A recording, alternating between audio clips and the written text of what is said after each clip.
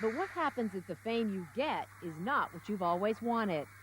When we come back, we'll catch up on two very familiar faces who have spent a lifetime running from their fame, David Cassidy and Patty Hearst. The most frustrating thing for me was that level of fame and success kept me from doing the kind of work that I really always wanted to do.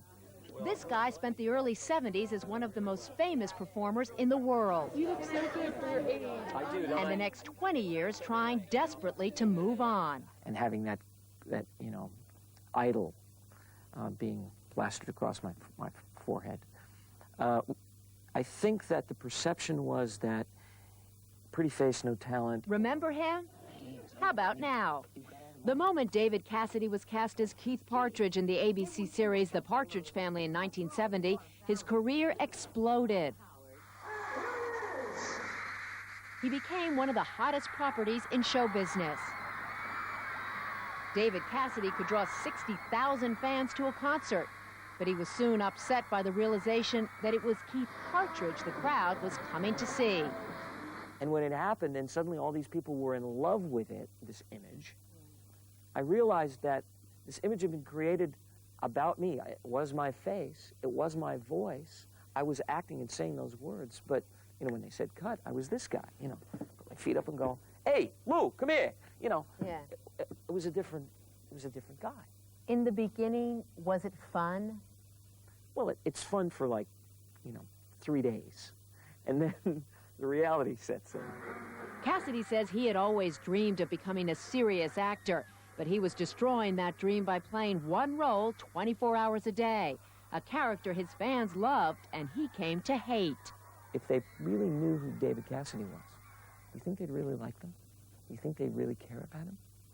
And I really didn't know. Hi there.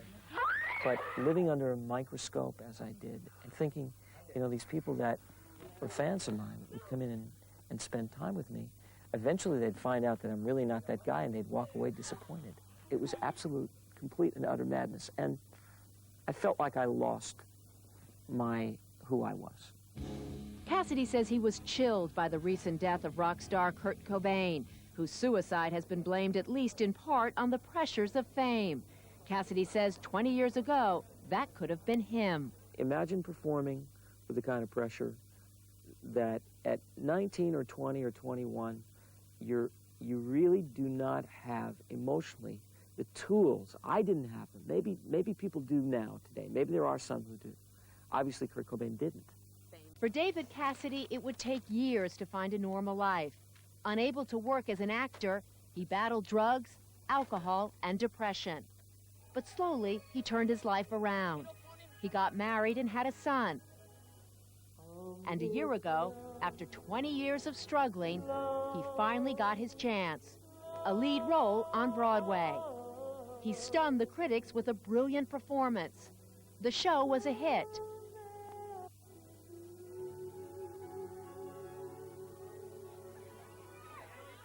And this time the applause was not for Keith Partridge, it was for David Cassidy.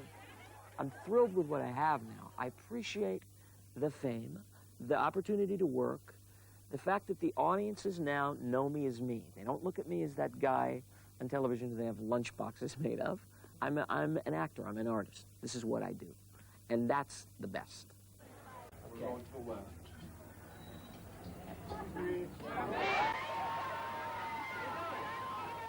It is the same for David Cassidy, finally recognized for what he always wanted to be, an actor. Push back a little bit. Push back a little bit. It isn't the level of fame that fills a stadium, but for David Cassidy, it fulfills a dream. You're incredible. Thank you. Glad you liked it.